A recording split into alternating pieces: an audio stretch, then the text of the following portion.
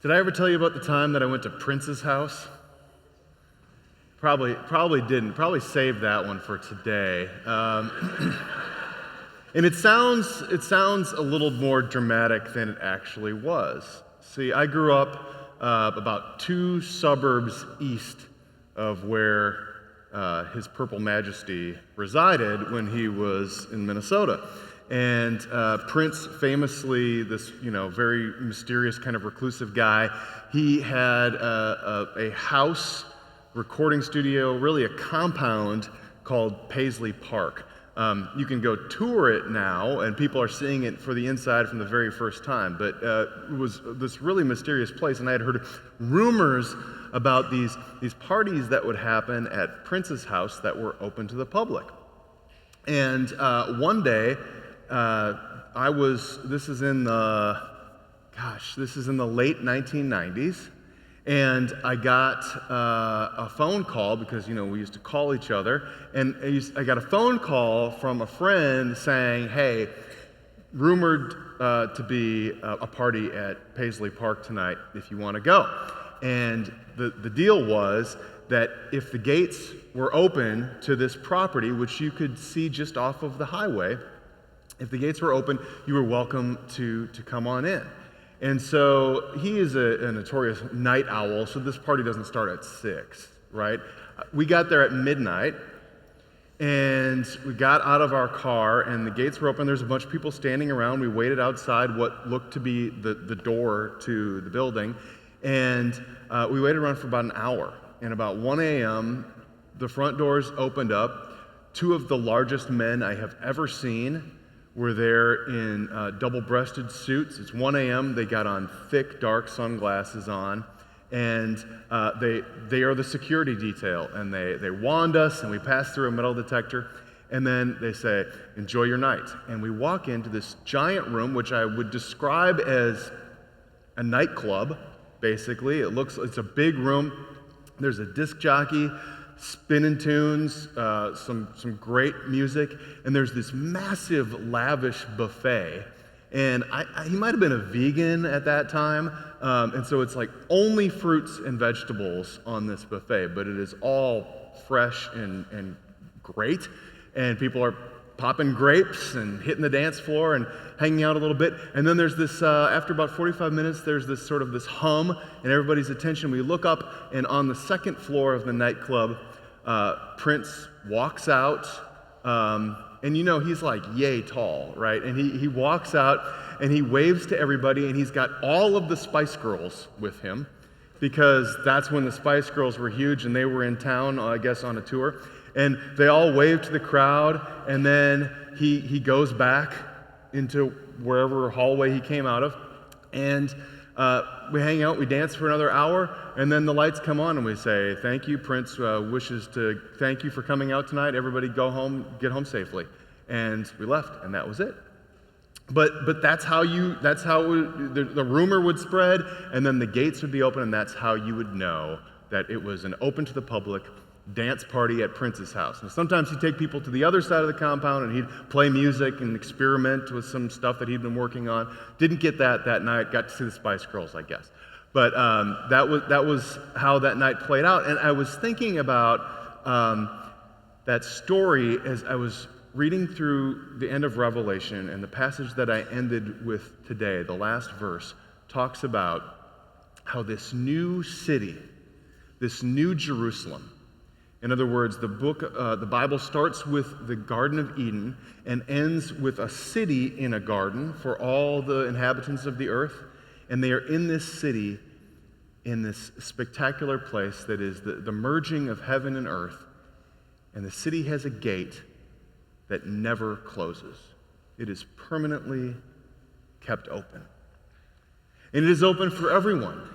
And people take their time getting into that city, and it stays open because people who want to enter in later in the process, they get to enter in. But the point is that those gates never close.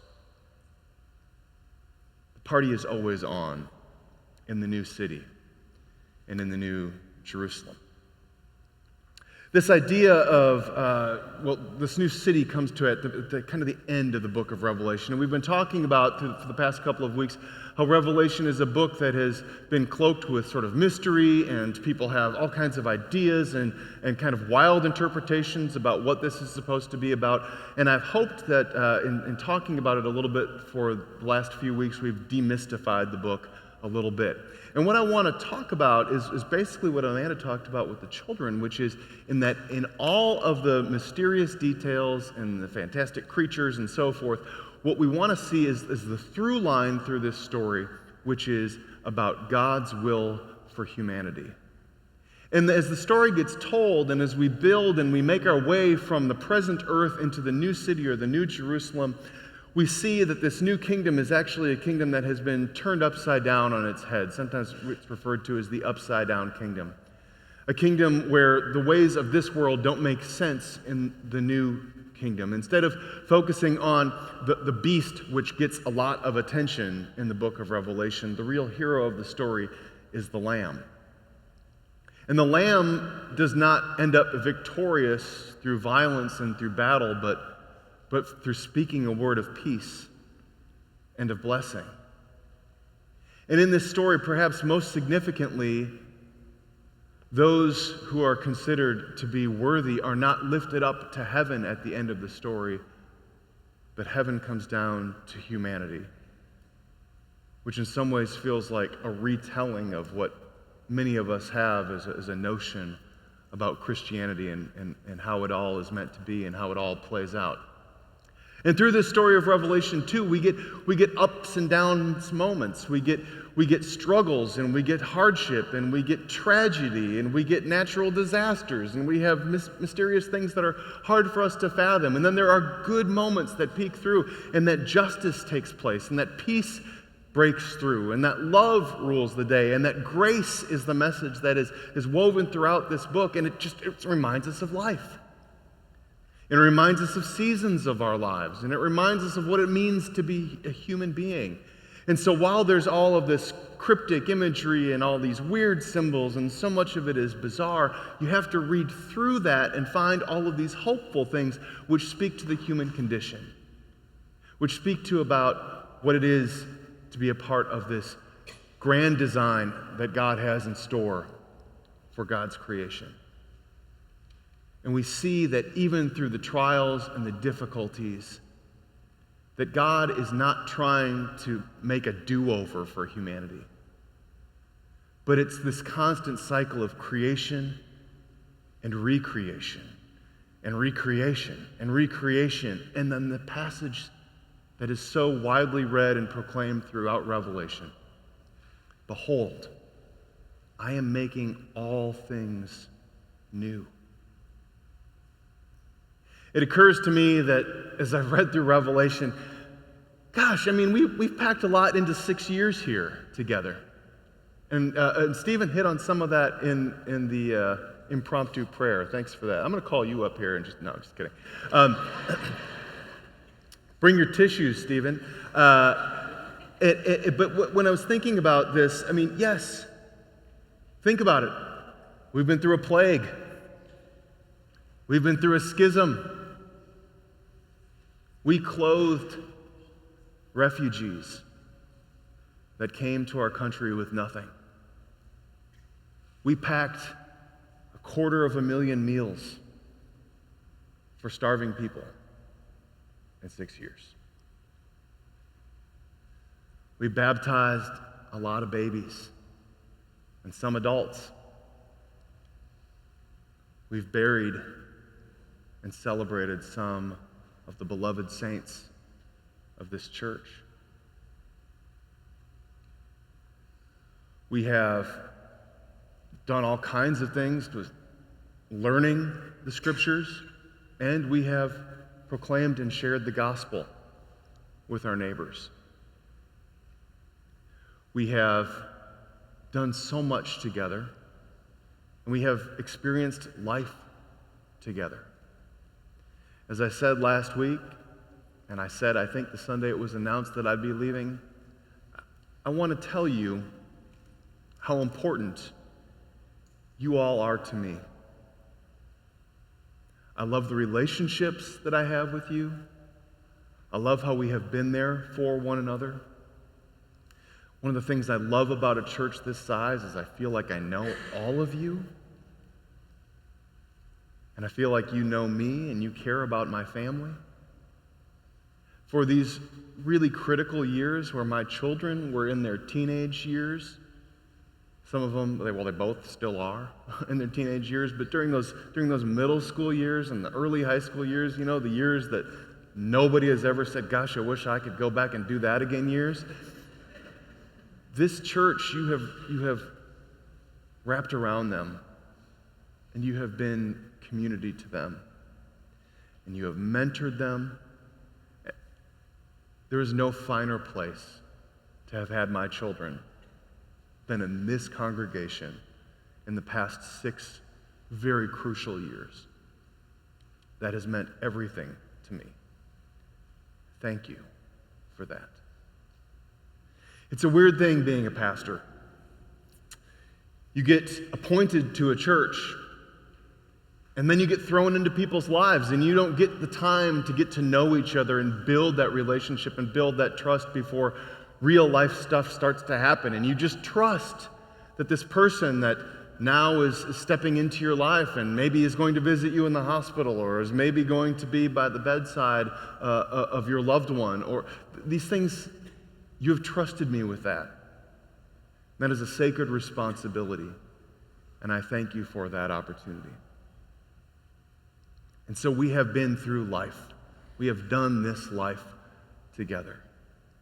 And that is an incredible gift. And now I am happy to say, check. We've done a sermon series on Revelation. So,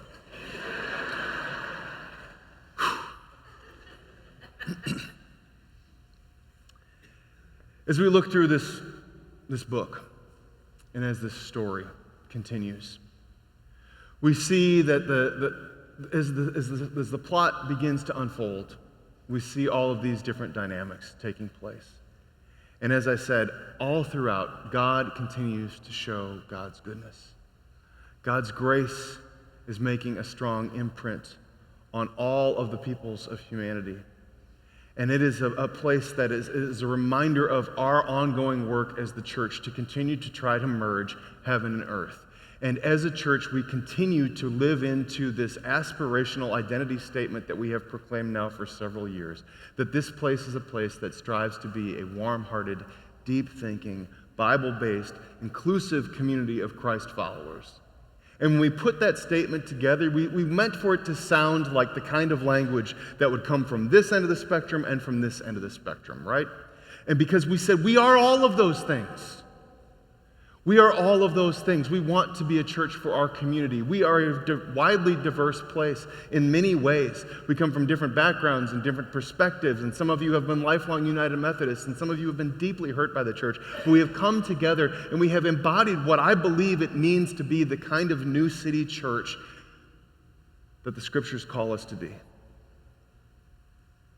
And I am so deeply honored to have been through this experience with all of you. And I thank you so much for that. And now, as the God who makes all things new, we are also invited now into this next chapter, where the work that you have done continues. This is not an end as much as it is a recreation. This is a natural part of the life cycle of the church. This is a time for a new pastor to come in with his family and new ideas and wonderful energy and great care and concern for you, and will love you, and he will step right into your life, and it will be a fantastic thing. And so I am so grateful that God has inspired our cabinet with the wisdom to appoint Pastor Brian and his family to come to this church.